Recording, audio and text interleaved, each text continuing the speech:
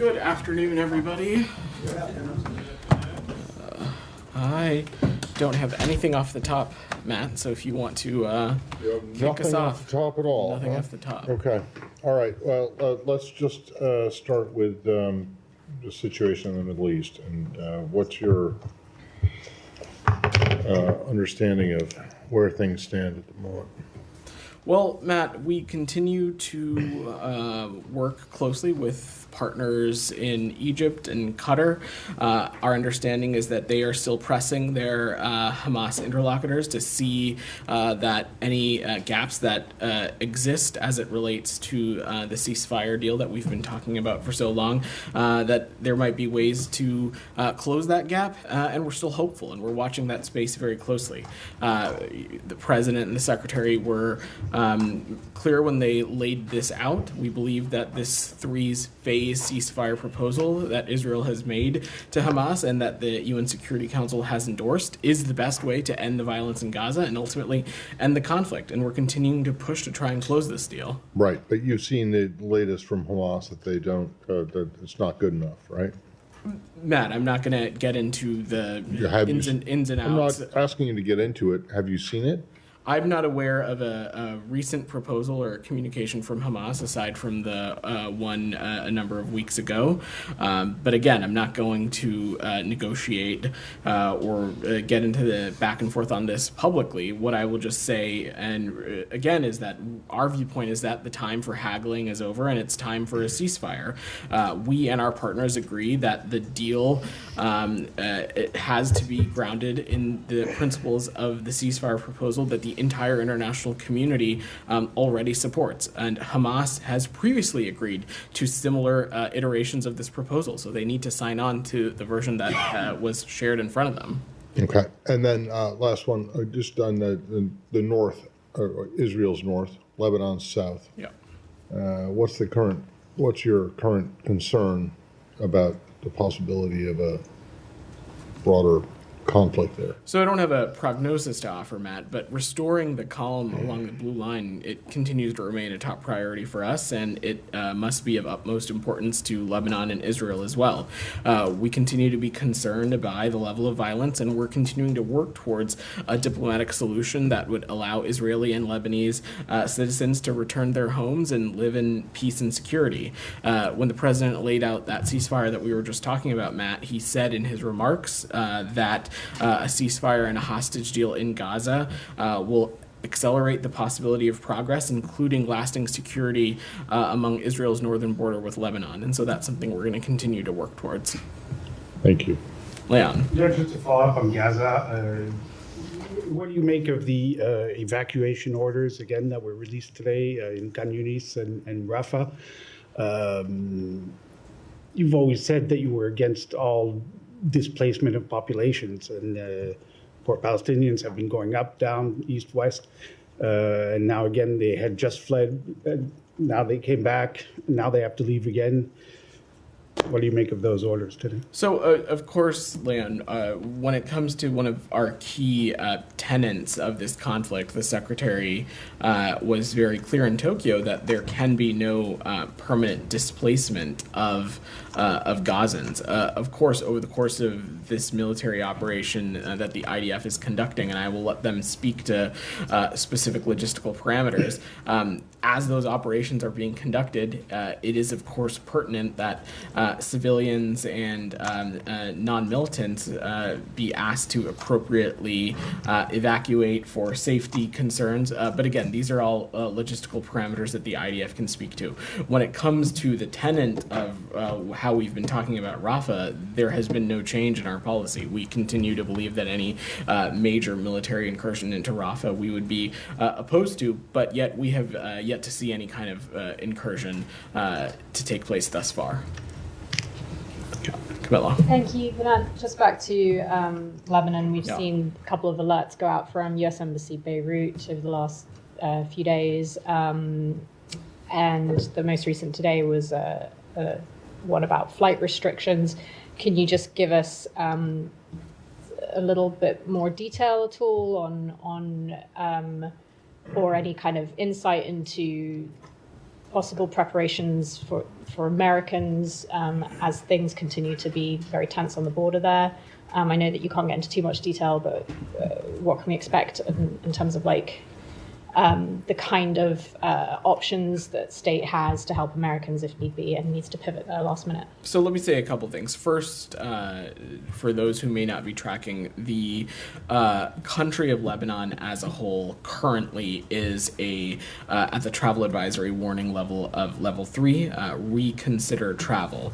But the specific region of southern Lebanon is at a level 4. It's at a level 4 do not travel level, as is Lebanon's border with Syria, as well as refugee settlements throughout Lebanon. We undertake this kind of work and planning at all of our first, let me say that when it comes to our travel advisory warnings, we make those assessments and changes based on circumstances on the ground, and we'll continue to assess what situations are like should there need to be any kind of change in travel advisory warning. When it comes to supporting American citizens, we have no higher priority than the safety and security of U.S. citizens overseas. And in many countries, the security environment remains complex and can change quickly. Any citizen traveling abroad anywhere, our message to them has always been that they should enroll in Smart Traveler to be best informed about any communication from the U.S. government. We also encourage that in Lebanon that U.S. citizens have their own departure plans in place, and we don't have any announcement to make on any evacuation of private citizens from Lebanon. But what I can say is that the U.S. government remains diligent in planning and preparing for any and all possible emergency contingencies. And this is work that happens not just in Lebanon, but at all of our diplomatic facilities, at our embassies and consulates around the world. This is what we do, and it's part of our contingency planning. But I wouldn't speak to any more specifics beyond that. And just given that these alerts have gone out in the last few days or within a week, do we read that as there has been an escalation in the past few days, or is this just a culmination of this is the State Department and the U.S. government wanting to offer American citizens in the country and in the region, and those who may have loved ones in the country and the region, to have the most informed information as possible and have the best avenues to stay in touch with the U.S. government. Nick. Different region, but somewhat related. Can I see if anybody else has anything else? Then I will come back to you. Simon, did you have? No, not on this region. Okay. Kylie, go ahead. It was reported over the weekend that the U.S. proposed new language to bridge the gaps. You were saying you've been working to bridge the gaps between Hamas and Israel for a hostage release and ceasefire.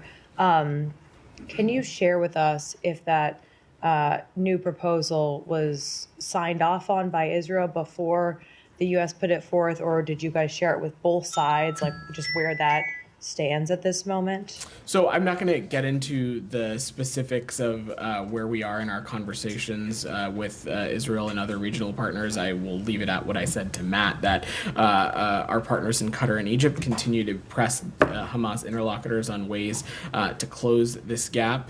The president, the secretary have all been engaged on this directly, and we continue to feel strongly that the ceasefire proposal that the president laid out a number of weeks ago continues to be the best way to get a surge in humanitarian assistance, release all the remaining hostages, and perhaps most importantly, get us on a path to greater and broader diplomatic conversations that has the potential to get this region out of these countless cycles of violence that we've been experiencing. So no time frame for expectations as to when the... No, I wouldn't speak to time frames with the specifics of the deliberations from up here. Okay.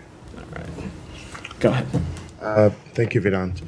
Secretary Blinken today at Brookings stressed again the need for a plan for the day after, and without it, it will be chaos and he's also said that there's three things that the U.S. will not accept: Israeli occupation, Hamas getting back to power, or chaos. But what we hear from the Israeli government all the time, that they are not ready yet to discuss such plans, and they don't want this Gaza Strip to be ruled by Hamas or even the PLO. And we know that you've been stated many times, you or Matt, that you are stressing the Israelis and keep talking with them about this. Did you reach anywhere with them? Are they gonna talk to you about their future plans for the day after? So we have stressed the importance of there being some plans for the day after. This is nothing new. This is something that the Secretary has been engaged on for a number of months now, and it's been a key piece of the shuttle diplomacy that he's been engaged on in the region.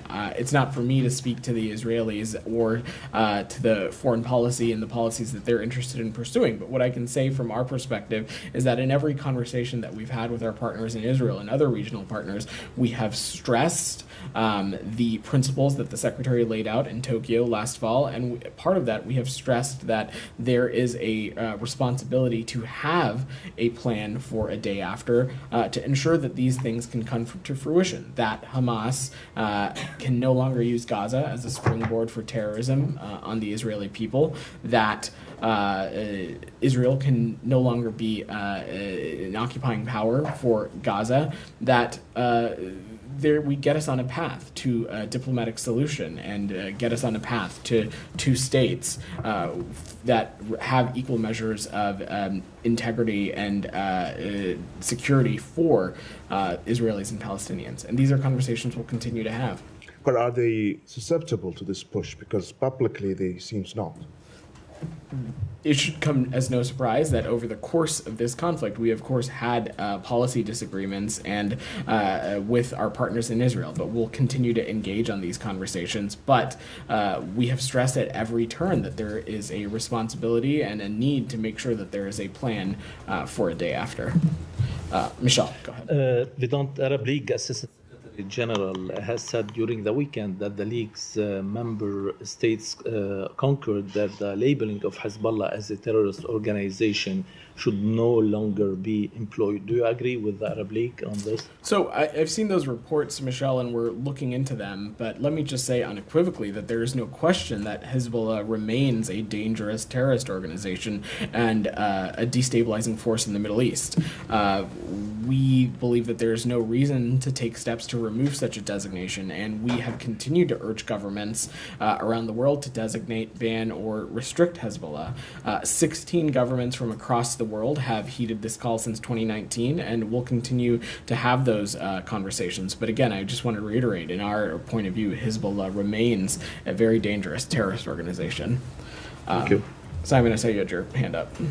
Yeah, just moving to a slightly separate subject. Just since this is the first briefing you've had since the debate on Thursday, there's obviously been a lot of responses over the president's performance. I know this isn't the White House, but I also want to note that the secretary doesn't have any events this week where we'll have a chance to ask him directly. So this is a forum to try and ask. And he was asked about this morning, not by a journalist, I should say, at Brookings Institution, about, globally there has been, as well as domestically, there has been some response to the president's performance on the debate stage. It's raising some questions about his ability to lead, to respond to crises. From this building's point of view, is there anything you want to say in response to that? I think Secretary Blinken laid out our point of view on this pretty clearly, and so I would just echo what he said. And to give just a snippet, the Secretary was pretty clear and succinct that the world and world leaders know the president. They know the policies that he pursues and he champions, and they like and believe in the policies that we're pursuing. Next week, the Washington area has the great opportunity to host NATO leaders for the 75th NATO summit, which I think will be another opportunity to talk about this administration's commitment to having a seat at a table, and this administration's commitment to showing that American engagement matters. And so we'll continue to have those conversations. But I will leave punditry and electioneering to others in DC. Have you had any contacts from allies or other countries, expressing concern over this performance and asking to sort of for reassurance? Again, I have no diplomatic conversations to speak to, but I will just echo again that world leaders know this president, and they know this is a president who has worked at the cross-section of foreign policy for decades, and they know and believe in the policies that he and this administration are pursuing. Well, leaving aside the punditry and electioneering, what was your reaction? What was the reaction of this building? Matt, it's really not appropriate for me to be offering any commentary on something like a debate from up here, and I think you've been covering the State Department long enough to know But that. the question's got to be asked.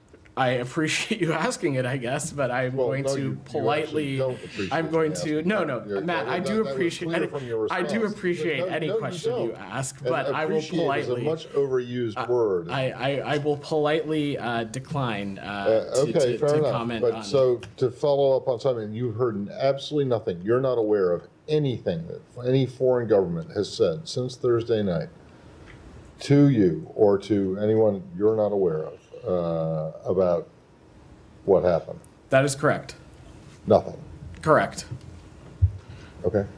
One more question. Go ahead. And this building, have you guys given any guidance to your top diplomats who are serving in a political capacity because they've been picked by this president in terms of how they should be answering questions about if Biden will remain the nominee from their interlocutors overseas? People who are employees of the State Department, whether they are Schedule C, whether they are a presidentially nominated person in that position, are well aware of what their roles and responsibilities are in speaking to domestic politics in any kind of official capacity. So that's not a yes or a no. Go ahead, Sam. I have another question, but tagging onto the debate question, is it some concern in this building that not just a lot of the international community, but even former President Trump said that no, Israel is the one that's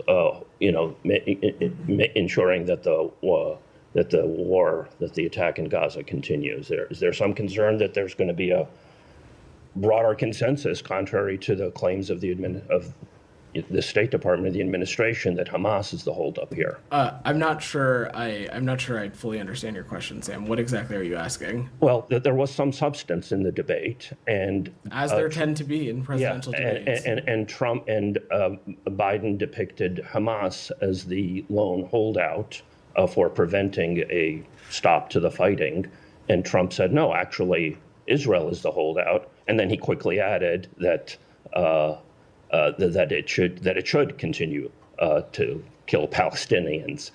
So although he took a very militaristic perspective, he actually acknowledged the underlying truth shared by a great deal of the international community that in fact it is Israel that is holding up a stop to the conflict. That must be a concern to you? It is not. Any person on any particular debate stage is, of course, entitled to whatever opinion they want. When it comes to the current ongoing conflict in Gaza, we remain incredibly committed of continuing to work with partners in Qatar, partners in Egypt, partners in Israel to see what can be done to close the gap as it relates to the ceasefire proposal that the president laid out a number of weeks ago. We continue to believe that that is the best path forward to get hostages released, to get a surge of humanitarian aid into Gaza, and as well as to get us onto a path of diplomacy to have greater conversations for peace and stability in the region. I want to come back to Kylie real quick because I did not mean to be so flippant and moving on. I was just trying to work the room. So again, just to let me reiterate, we have not provided or provisioned any guidance from the State Department to talk about any issues as it relates to domestic politics outside of on an annual basis, bureaus within the State Department and through the interagency create materials to how to talk about elections in the democracy context, but not in a, offering punditry or analysis. So again, I just want to reiterate that any person serving in any capacity, in an official capacity, whether they are a Foreign Service officer, a Civil Service officer, a Schedule C employee, or a Senate confirmed position, are well aware of what and whether they are ambassadors or not, are well aware of what is acceptable to talk about while wearing their official duties when they are representing the department in an official capacity. Nick. You said you weren't aware of any particular foreign reaction to the debate, but the Polish foreign minister tweeted afterwards, among other things, with like a reference to the Roman Empire, it's important to manage one's ride into the sunset. So do you have any reaction to that? And then I've got a separate question. You should ask the Polish foreign minister. I think I've exhaustively spoken to this political issue to the extent that I can. I really don't have any other commentary to offer. Okay. I don't think you've spoken exhaustively about riding into the sunset. That is true. That is true.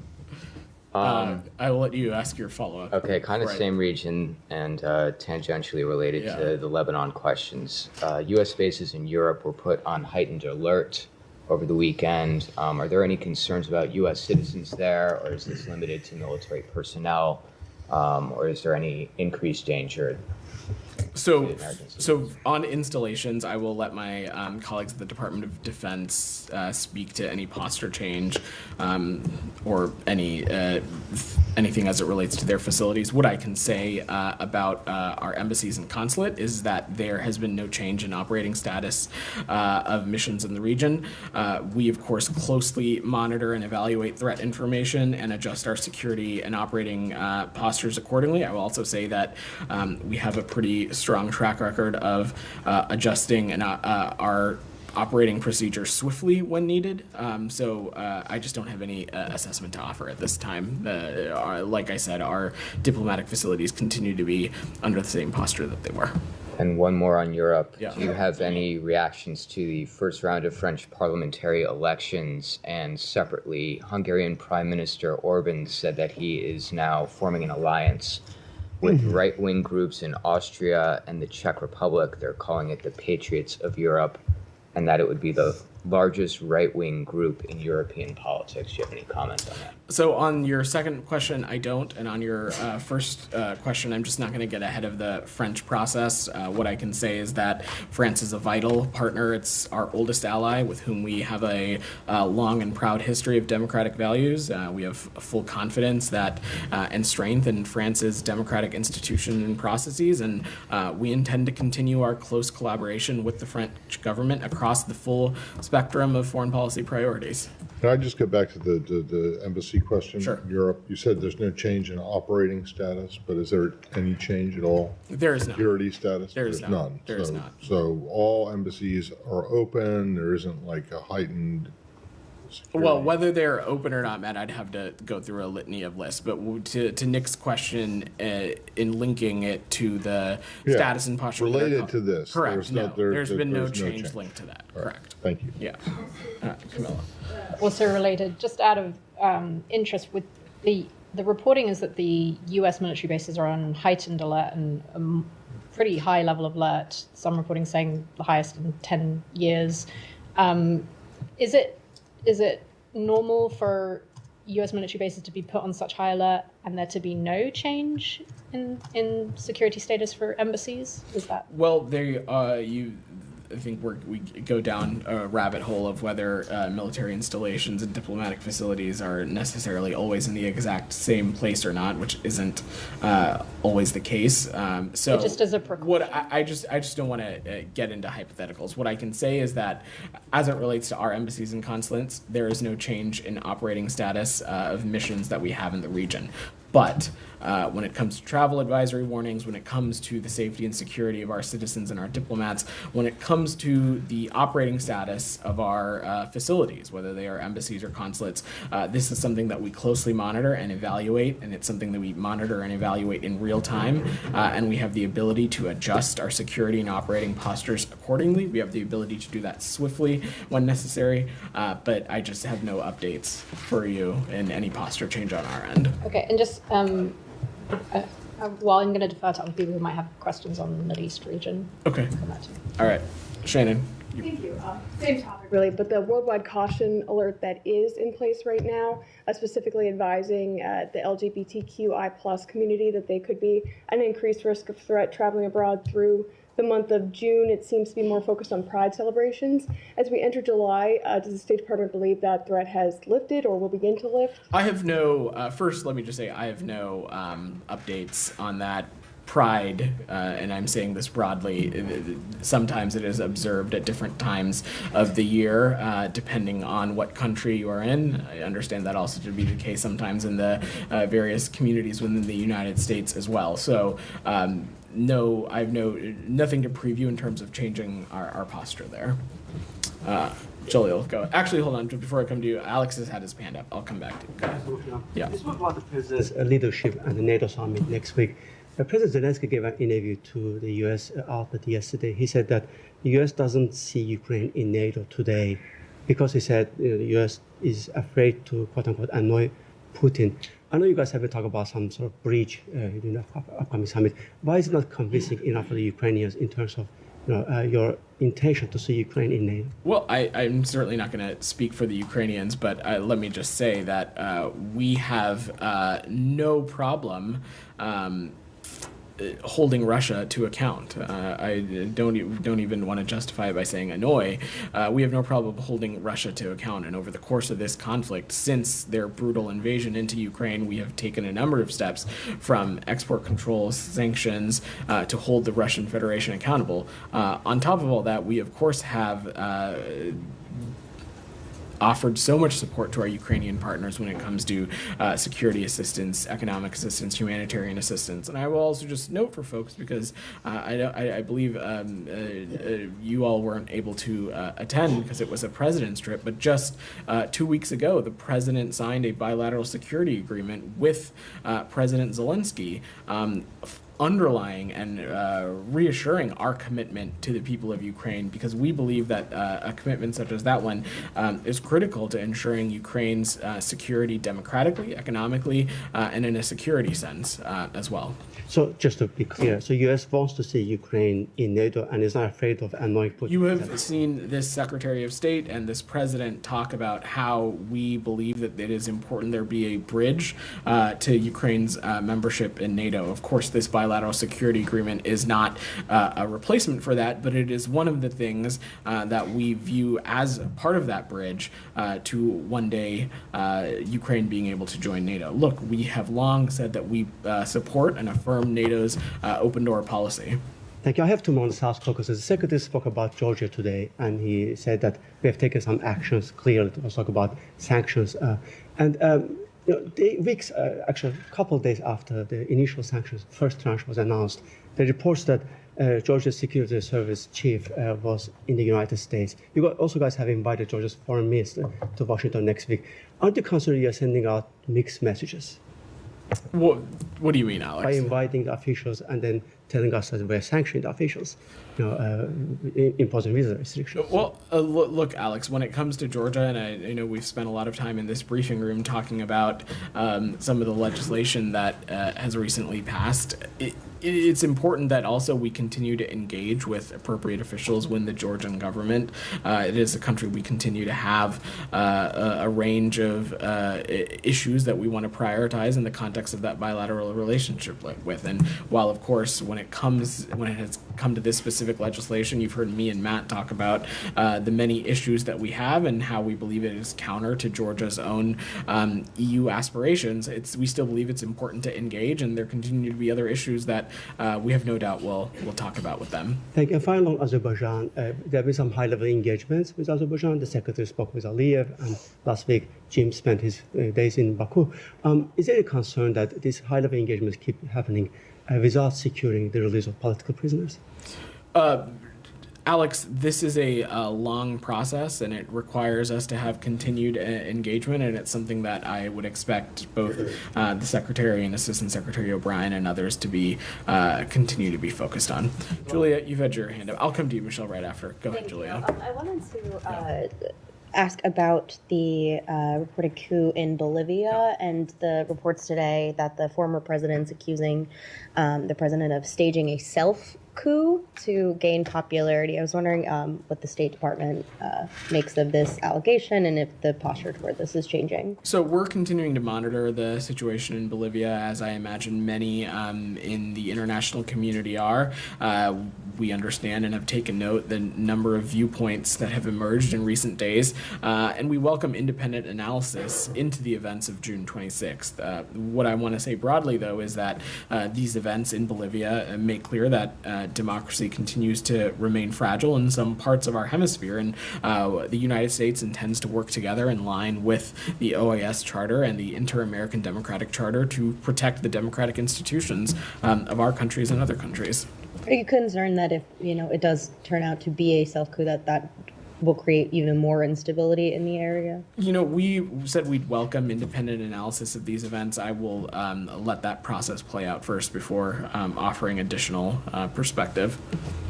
Geeta, go ahead. Thank you. A question on the presidential elections in Iran, Vedant. The government claims that 40% participation, although the diaspora disputes that figure. I was wondering, now, there are two candidates that are going into the second round. One is the well-known hardline Saeed Jalili, and the other one's been presented as a reformist. I was wondering, what is the State Department's overall assessment of the situation and this election? So first, let me just say, we're not in a position to confirm or any turnout number or speculate on what the implications of that might mean for the Iranian regime. Our viewpoint is that even the Iranian government's official numbers about turnout are most other things as it relates to the Iranian regime are unreliable. Our view is that these elections in Iran are not free and fair, and we have no expectation that these elections and whatever the outcome might be will lead to a fundamental change in Iran's direction or lead the Iranian regime to offer more respect for human rights and more dignity for its citizens. So I just don't have any prognosis to offer, Geeta. Vedant, as you probably know, the Islamic Republic was allowed to have polling stations here on the U.S. soil. I was wondering what is that decision based on? Is it a treaty? Is it a diplomatic norm to allow another country to have polling stations for their citizens on U.S. soil? Especially that Canada did not allow such a thing, and the U.S. was probably the first country to impose major sanctions on Iran and has talked about Iran, the Islamic Republic, as being as conducting transnational suppression against the dissidents. So what is the decision to allow another country, especially in a case like Iran, to have polling stations? I'm happy to check on any technical specifics on how such a process is determined. I'll have to get back to you on that. But let me just say that in this context, foreign governments carrying out election-related activities in the U.S., they need to do so in a manner that is consistent with U.S. law and regulation. We respect the rights of Iranian citizens and the diaspora protesting Iran's elections or choosing to participate in Iran's elections. And I will also just note that the Iranians have conducted this kind of activity in the United States before, so this is nothing new, and as have a number of other governments, especially in the time that I have worked here as well. But I'm happy to check about the specific technical process for you. Thank you. Can I just ask you, when you said that most figures released by the Iranian government are unreliable, does that extend to uranium enrichment, centrifuge, numbers of centrifuges running, oil exports? Well, I mean, in the context of that question, if you specifically as it I'm just relates to its wondering, nuclear if you- activities, do you- that do is you certainly believe anything that the Iranian that is certainly one of the reasons why we have insisted that the Iranian regime appropriately open its door to the IAEA as persistent Fair to the enough. So agreements of the JCPOA. So you would say that it extends to that. You don't believe them on anything. They do not have a track record of credibility when it comes On to anything. I think that would be a fair assessment. Okay. Yeah.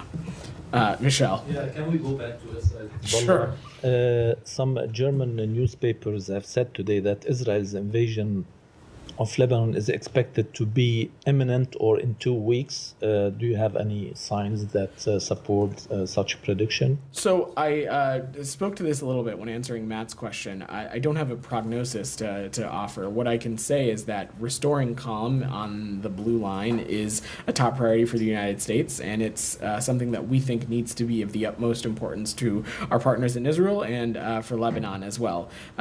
We are concerned by the levels of violence, and we're continuing to work towards a diplomatic solution that would allow Israeli and Lebanese citizens to return home and to live in peace and security. It's our viewpoint, again, that the ceasefire proposal that President Biden laid out when he gave remarks on it, it would accelerate the possibility of progress, and that includes lasting security along Israel's northern border. And are you aware of any U.S. official or officials going to the region this week to? I don't have any travel to announce. Jalil. Thank you very much, Vedant. Two on Pakistan, one on Afghanistan. Pakistani Parliament, the Vice Prime Minister said that the U.S.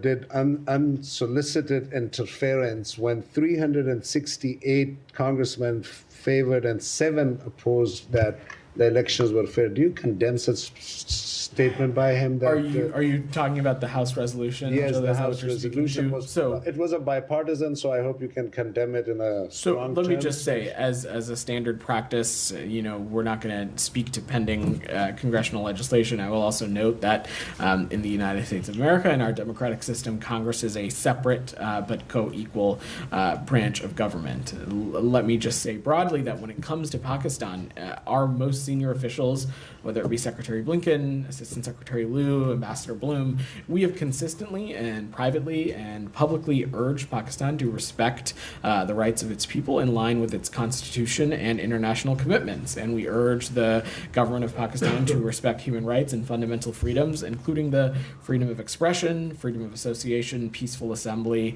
and the freedom of religion as well. The United Nations Arbitrary Committee for Detention just today said that Imran Khan detention is illegal and fake. And this is one issue that for last 1 year has brought, Oh, I'm aware. So, so you don't, from here standing, you don't condemn that election frauds, and you don't condemn Imran Khan detention while the UN is doing it, and your ambassador still has not visited who the congressman. So, where is the State Department standing on so many? I let the United Nations offer any clarity on the comments that they've provided. And in the case of Mr. Khan, you've heard us say this before. This is an internal matter for Pakistan. I don't have any assessment to offer from here. Just last one. Doha's third conference is going, and again, this issue is. I raise it a lot because I'm just living right next to it. There's a common saying: you educate a man, you educate a family, you educate a woman, you educate a whole village. Mm-hmm. In my backyard, another terrorists are going to be raised in coming years, right? Because when their moms are not educated, and you guys are still cooperating with the Taliban. Like, for me to even ask this question is of so much risk. Jalil, what's your question? And I hope. So my question is that I feel so bad that while I'm raising this question as the State Department and putting my life at risk while raising such questions, that why is the U.S. giving any sort of support to the Taliban while the third year has started and women are without education? So we're not. I'm really not sure what your question was there, but how about this? How about I offer a little bit of an update from the Doha 3 conference? To take a step back, Special Representative Tom West and Special Envoy Rina Amiri are attending these UN-convened meetings in Doha on Afghanistan this week, along with closest allies, dozens of countries and international organizations, and others are present.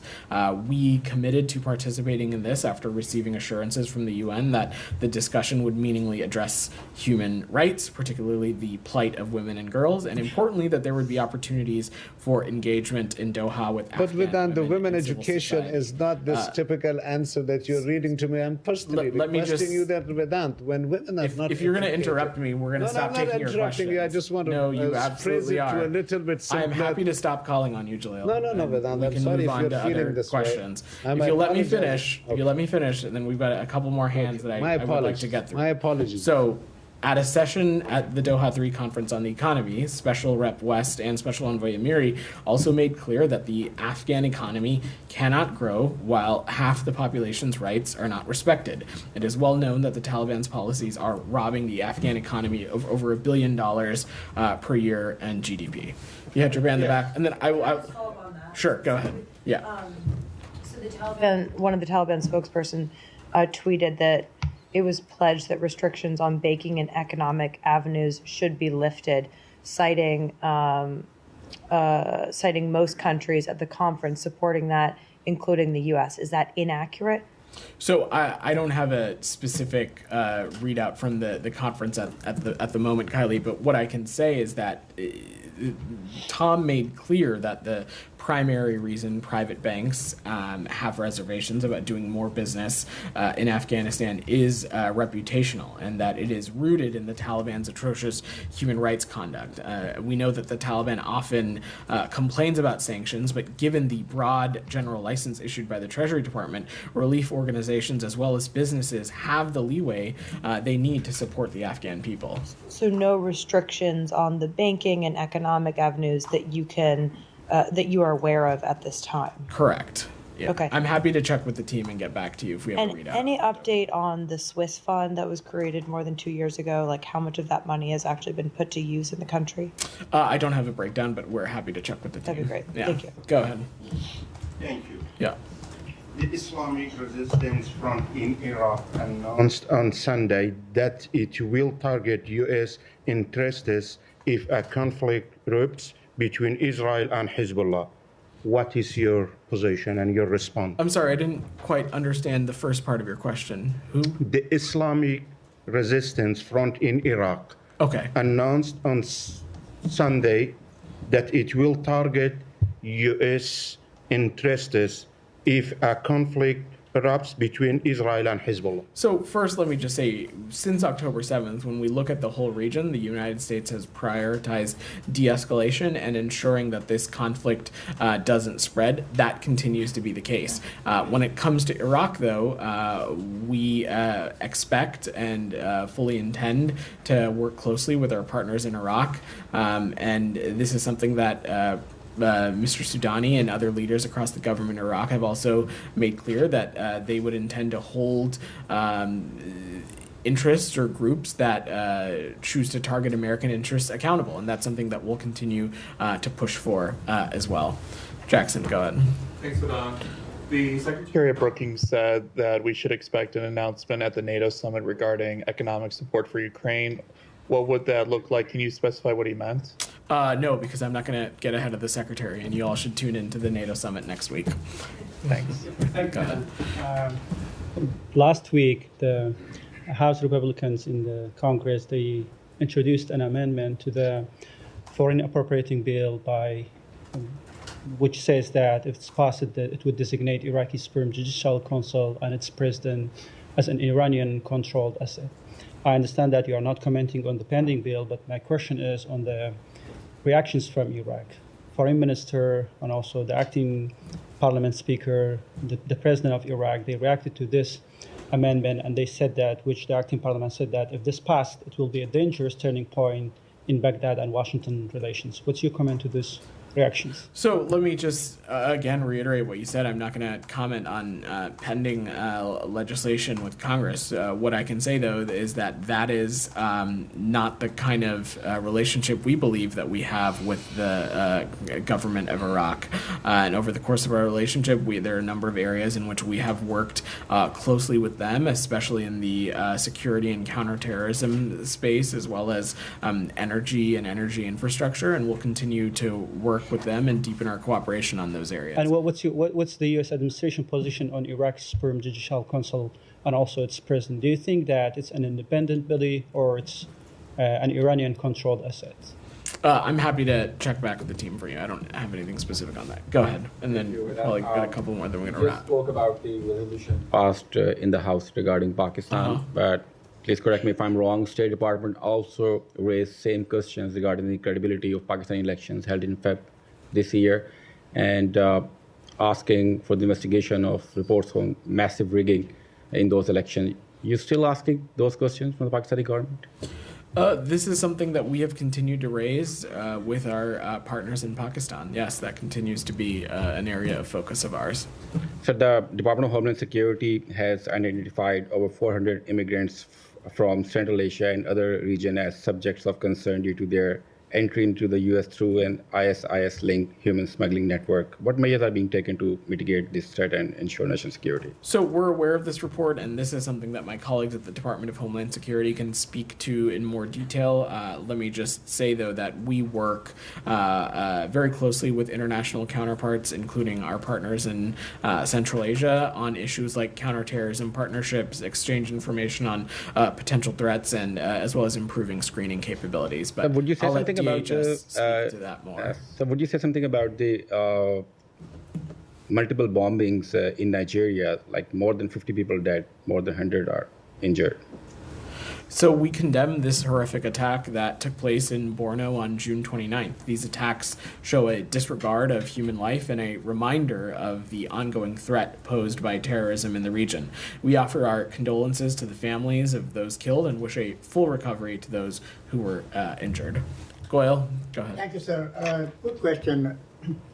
This debate has been going on in India and also in the US, and even during Modi's second term, Modi 2, and now it continues Modi 3. As far as US-India relations are concerned, because of some countries don't have a good relation with the US because they support terrorism and all those things like Iran and North Korea and among others. But India or Modi is friends with them, or they deal with them because of the national needs of India, including with Iran and also with the Soviet Union, with Mr. Putin, with Russia. So how are you going to deal with India-US relations in this midst of, because there are sanctions against those countries, but India or Modi is saying that we have a national need and we have to deal with them in our own. But as far as U.S. relations are concerned, we are with the U.S. and we will be with the U.S. because largest democracy on the globe and the oldest democracy on the globe, and now we celebrate, of course, the 4th of July. So where do we stand? So let me just say, this is something you have. This should be not new to you, Goyal, that India is a country in which we are deepening our relations with in a number of key spaces, especially as it relates to deepening our economic ties, deepening our security cooperation. The president had the opportunity to briefly see Prime Minister Modi on the margins of the G7 a couple of weeks ago. So this is an area we will continue to cultivate this relationship. You are no stranger to the fact that we hosted India for a state visit last summer, and I imagine there'll be a number of additional areas where we continue to deepen cooperation. National Security Advisor Sullivan just had a visit to Delhi a number of weeks ago as well. And second, sir, thank you. Prime Minister Modi has been trying even during his second term that India wants a good relation with Pakistan, neighboring country, because if we have good neighbors and we prospered and all that, India, and Modi said that now time have come for Pakistan to develop for needs of their people, national needs, not just for military and not corruptions and all that. What I'm asking you now, because still now Mr. Sharif or Jaz Sharif have been trying to say that we not want to have good relation with India, but India is saying, as in the last 5 years, that terrorism and talks cannot go together. Pakistan have to condemn terrorism fully against India. It's still going on. So where do we stand as for a triangle U.S. India, U.S. Pakistan, and India-U.S. relations? Well, we would hope that any country on the face of the planet condemns terrorism anywhere, but ultimately this is between India and Pakistan. Broadly, of course, we welcome any countries making more positive relations with their neighbors, but as it relates to this specifically, I just don't have anything to offer. Thank Go you, ahead. Many women journalists in Israel who were reporting this weekend on the protest of ultra-Orthodox Jews against the Supreme Court's order to enlist them for military service have complained publicly about insults and violence from these protesters who called them whores, among more insults. What is your reaction to these insults, to this violence towards women journalists? So first, let me just say any kind of violence or insult to journalists who are just doing their job, in this instance, covering some protests, is fully unacceptable. Time and time again, you've heard us say that we believe it's important and imperative for journalists to be able to do their job, especially in this region of the world. But beyond that, I don't have, as it relates to the protests itself, I don't have anything. That is, it's an internal matter for the government of Israel, but unequivocally, journalists need to be able to do their jobs, and insults, name calling, and any kind of violence is unacceptable. All right, thanks everybody. Thank you.